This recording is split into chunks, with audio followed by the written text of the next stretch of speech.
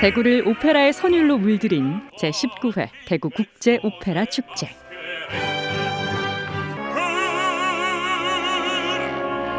연대와 다양성을 주제로 오페라 거장들의 작품이 무대를 빛냈는데요. 그렇다면 축제 마지막을 장식할 무대는 가장 한국적이면서도 체계적이고 음악가들에게 있어서는 부담감이 큰 작품. 우리나라의 작곡가 중에서 가장 세계적으로 알려진 작품이라고 볼 수가 있겠죠. 바로 작곡가 윤희상의 오페라 심청입니다. 가장 한국적이면서도 가장 세계적인 작품.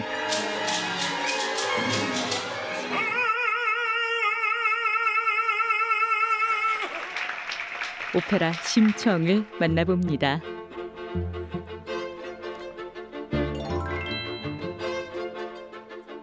우리나라 유일의 오페라 전용 극장인 대구 오페라 하우스.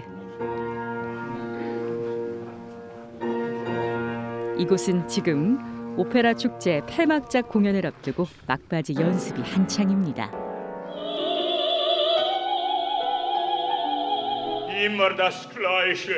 신봉사와 심청의 이야기는 누구나 알고 있지만 오페라 심청은 잘 알려지지 않은 작품이라 어떻게 제작됐는지 궁금한데요.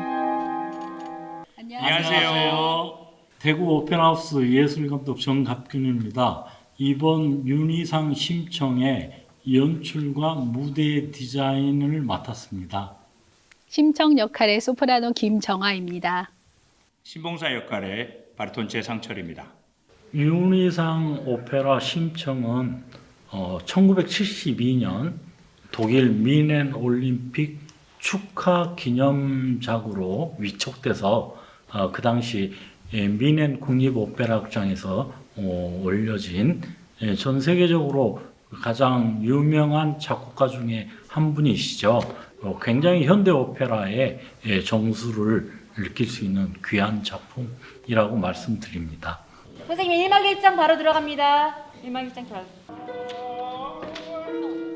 세계적인 작곡가 윤희상이 만든 현대 오페라 심청. 판소리 심청가를 모티브로 오페라를 제작했기에 우리의 이야기와 정서가 고스란히 담긴 작품입니다. 그런데 우리말이 아닌 독일어로 노래를 하네요.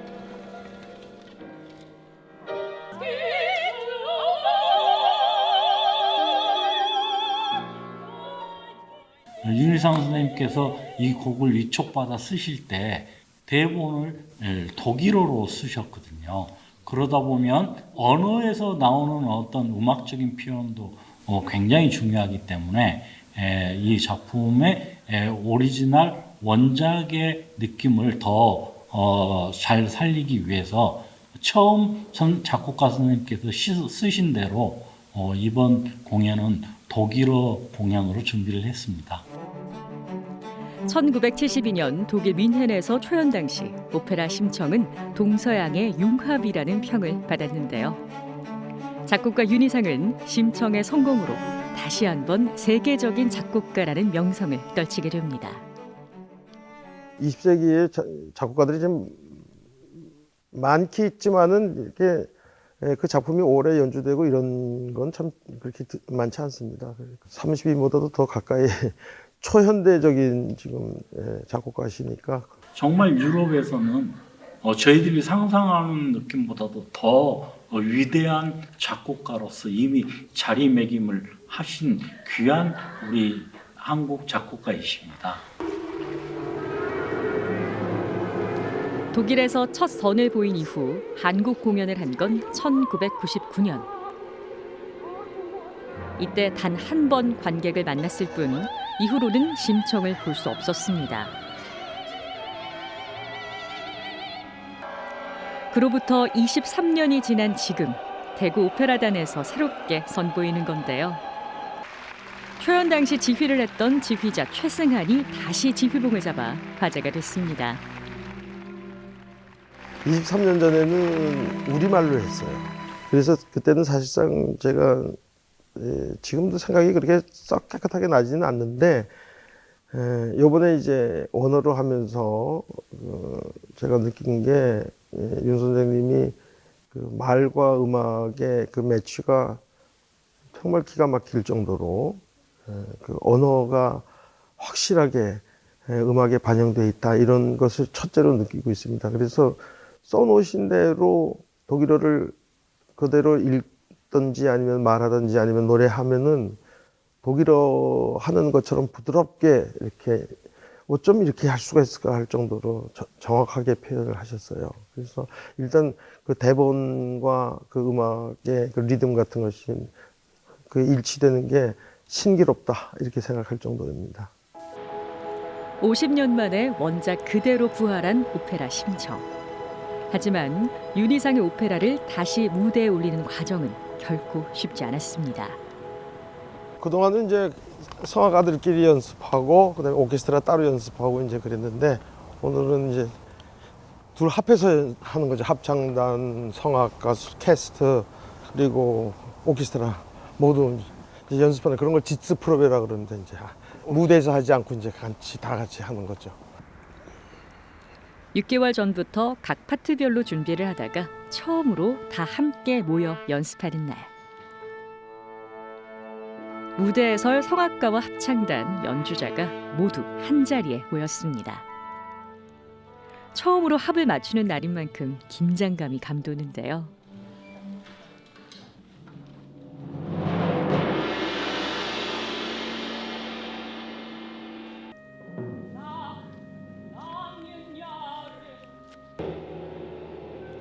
윤희상의 오페라는 세계에서 가장 어려운 곡이라 불릴 정도로 연주하기가 쉽지 않다고 합니다.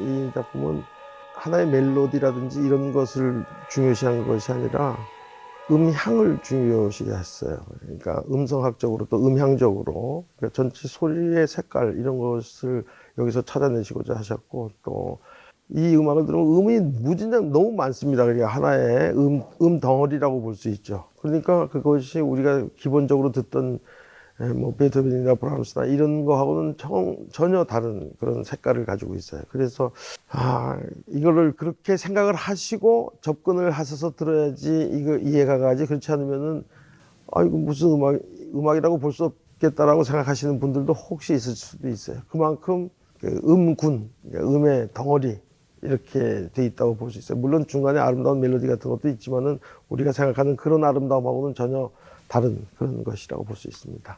하나, 둘, 셋. 지금 했던데 방금 했던데 131. 그것도 지금 혼이 하나, 둘, 셋, 빰빠바 이렇게 돌아야죠.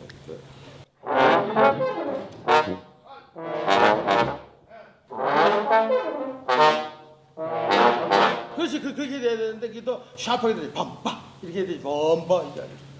자 같이 가봐요.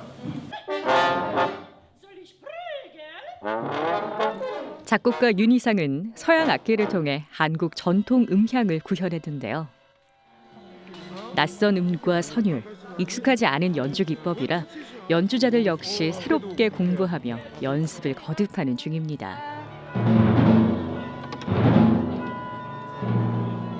너무 많이 다르죠. 불협의 극치라고 볼 수 있습니다. 그 불협 안에서 조화를 이렇게 창조하시는 것 같은데 저희 너무 익숙하지 않아서 굉장히 어렵습니다. 다들 비슷하겠어요. 네네. 서로 다 너무 일치되는 게 하나도 없이 다 너무 다르게 나오니까 누구 하나 의지할 데가 없고 그렇습니다.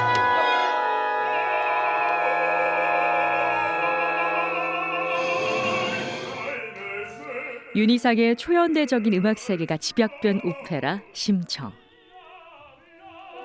과연 어떤 모습으로 관객을 만나게 될지 기대가 됩니다.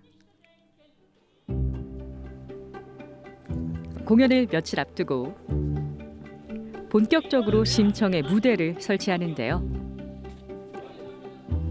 서양 오페라의 무대 기법을 따르기보다 한국의 전통적인 공연 예술을 바탕으로 꾸몄다는 무대.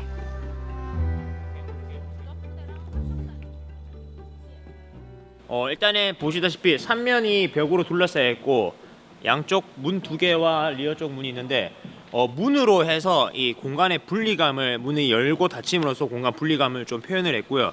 그리고 뒤에 보시는 액자처럼 큰 문은 이제 하늘나라 그러니까 도가에 의하면 신선계와 현실 세계를 구분하는 용도로 이렇게 큰 문으로 해서 세트를 작품적으로 표현했습니다. 무대 장치가 화려하지 않지만 심청만의 또 다른 볼거리가 있습니다. 바로 영상을 적극적으로 활용하는 건데요. 그래서 그런 상황에서 저 이제 그 빛이 되거라의 주제야 저게.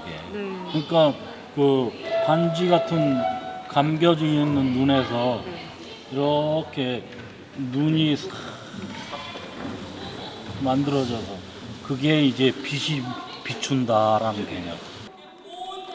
상징적이면서도 극적인 무대를 보여줄 특수 영상. 마지막에 이제 그 신봉사가 눈 뜨는 장면인데요. 이때 이제 결국 이 오페라가 하고 싶은 주제 같은 것들이 이제 빛이 되어라라는 주제를 가지고 있는데 그 부분에서 이제 눈을 뜨면서 빛을 보게 되는 신봉사의 상황을 눈에 빗대가지고 만들고 있습니다. 보통은 원래 한 막에 한 영상으로 이렇게 쭉 가는데 오페라 같은 경우에는 근데 지금 하시는 심청 같은 경우에는 이제 그 스토리에 따라 가지고 이제 배경 영상들이 계속 따라가주는 식으로 좀 양이 많은 편이죠. 오페라의 영상 예술을 가장 먼저 도입한 정각균 감독은 이번 작품에서도 공간과 시간의 흐름을 신비롭고도 몽환적으로 연출하기 위해 많은 공을 들였습니다. 워낙 오페라는 종합예술로서 이 세상에 존재하고 있는 모든 예술이 다 혼합되어 있습니다. 그래서 영상을 사용하기 때문에 한편으로는 저희들이 미처 표현하기 어려웠던 뭐 바닷속이라든지 뭐 이런 어떤 영상이 갖고 있는 장점들이 무대 위의 시각화를 표현하는데 많은 도움이 되고 있습니다. 무대와 영상이 준비되자 출연진들이 올라와 첫 무대 받기를 하는 시간인데요. 그동안 상상했던 무대에 처음으로 오른 소감이 어떨까요? 떨립니다. 오늘 실수를 안 해야 할 텐데. 떨리면서 행복합니다.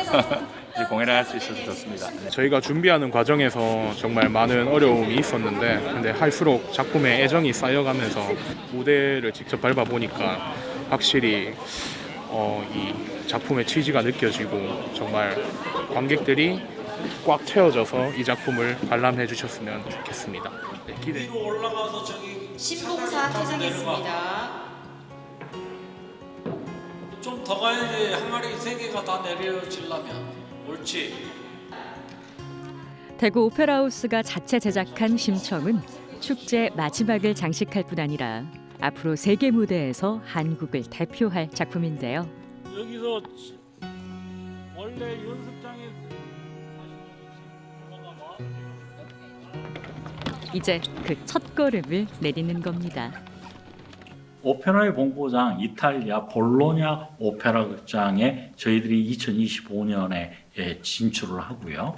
2026년에는 독일의 심장부 마나임 국립오페라 극장에서 이미 윤희상 선생의 심청을 공연하기로 계약서까지 이미 끝났습니다. 그날 밤 늦은 시간까지 연습실을 지키고 있는 주인공은 심청의 프리마돈나 김정아 소프라노입니다.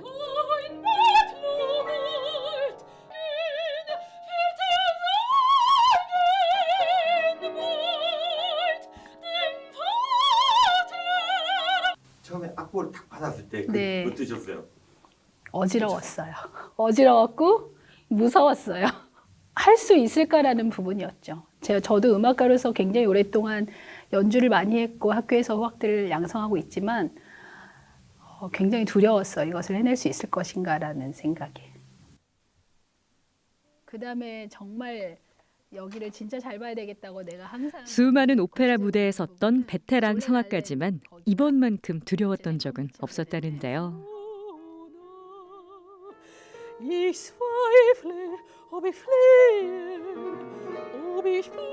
두려웠던 만큼 노력했고 노력한 시간만큼 잘 해내고 싶은 열망이 커졌습니다.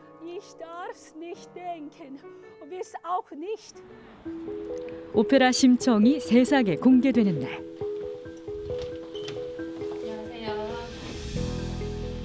대기실에서는 소프라노 김정아가 무대에 오를 준비를 하는데요. 의상을 보니 공연이 실감나네요. 지금 이번에 저희 심청이 원래 하늘 선녀였었거든요. 그래서 하늘 선녀일 때 한 천상에서 이제 입는 옷이에요. 그다음에 요거는 인당수에 빠질 때 머리에 이렇게 쓰고 인당수에 빠져요. 그것까지 포함해서 총 4벌 제작된 걸로 알고 있습니다. 이제 입으셨네요? 네. 입어보신 소감이 이제 어떠세요? 정말 하늘의 심청인 선녀가 된 기분이고요. 몇 개월 동안 정말 죽기 살기로 열심을 해서 달려왔는데 이제 정말 시작이구나라는 생각이 듭니다. 잘할 자신이 있습니다. 화이팅!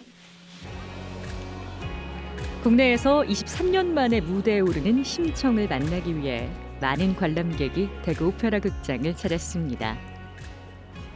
윤희상 선생님의 그 오페라 작품은 저희가 평소 접하기 힘든 작품이기도 하고요. 네, 또 대구 오페라 하우스에서 이 작품을 준비를 하신다고 하셔서 저희가 꼭 와서 보고 싶었습니다. 윤희상 선생님의 곡들이 조금 난해하다라고 저는 알고 있는데 그 난해함을 어떻게 해석하고 연출적인 의도도 어떻게 나오는지 좀 궁금해서 사실은 제주에서 왔습니다. 윤희상의 오페라를 만날 기대감으로 공연장을 가득 채운 관객들. 만발의 준비를 끝낸 성악가들도 이제 무대로 향합니다. 막이 오르고 드디어 모습을 드러낸 심청.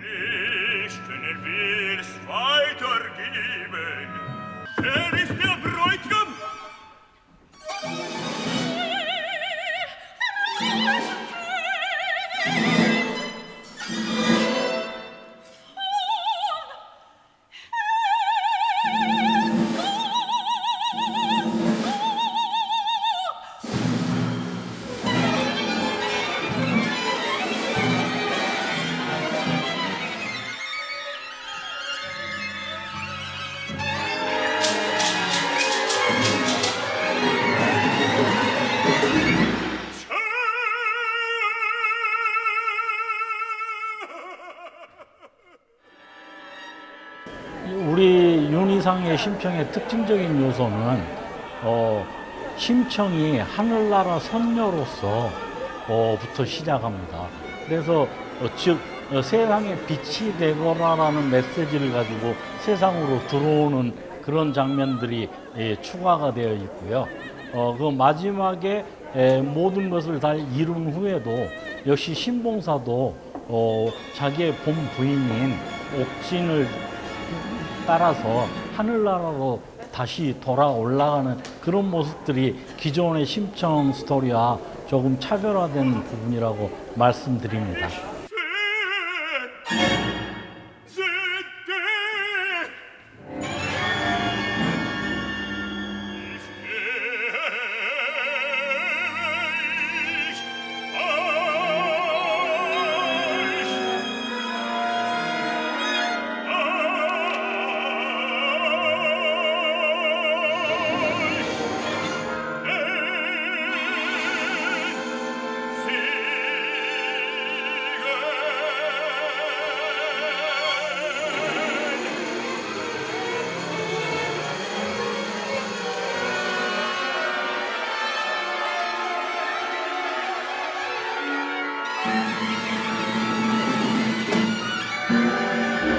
윤희상의 초현대적인 음악과 함께 새롭게 해석된 심청의 이야기가 어떻게 전달됐을까요?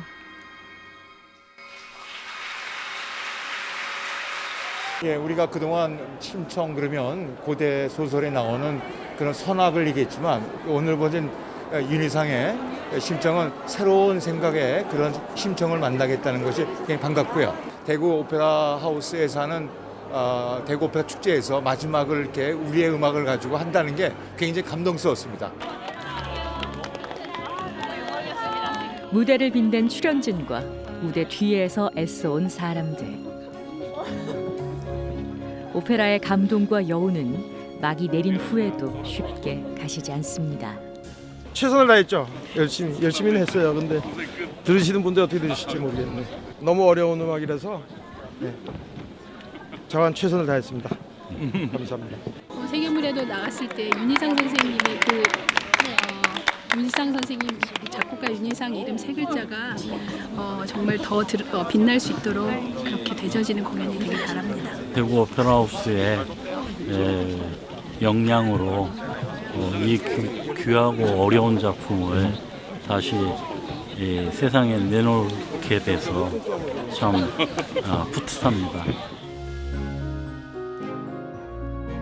대구 오페라 축제를 시작으로 세계 무대로 나갈 심청. 가장 한국적인 소재로 가장 세계적인 작품으로 사랑받기를 오페라 심청을 응원합니다.